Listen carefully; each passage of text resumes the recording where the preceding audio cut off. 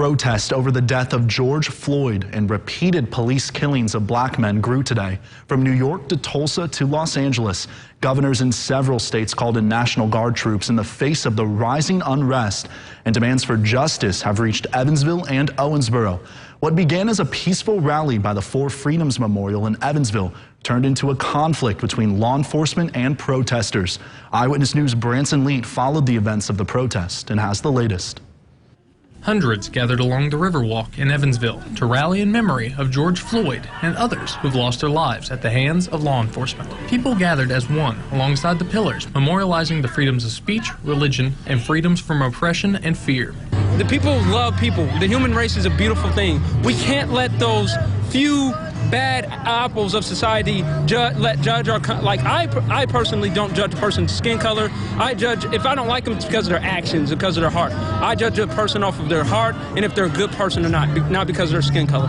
All of us have justice and goodness in our hearts, and we're not expressing that very well right now collectively, and I think we need to do better by expressing that goodness and justice and leading by example. Following statements about issues regarding racism in this country from Mayor WINNECKE, State Representative Ryan Hatfield, and several protesters, the rally turned into a march down Maple Street to the steps of the Civic Center. It is here where things took a violent turn. After nearly 4 hours of standing peacefully in front of the Civic Center, police and protesters came to blows after one man supposedly crossed the boundary line. This led to conflict between both the protesters and police, and 4 people being arrested, including one minor.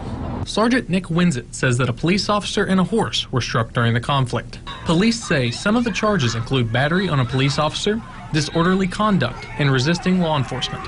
While protesters tell Eyewitness News they were struck by batons during the conflict and that one woman had her foot stepped on by the horse.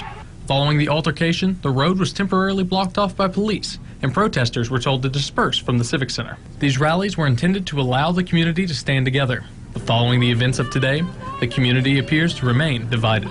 Branson Leet, Eyewitness News. Now we'll continue to keep you updated on the fallout from today's protest in Evansville.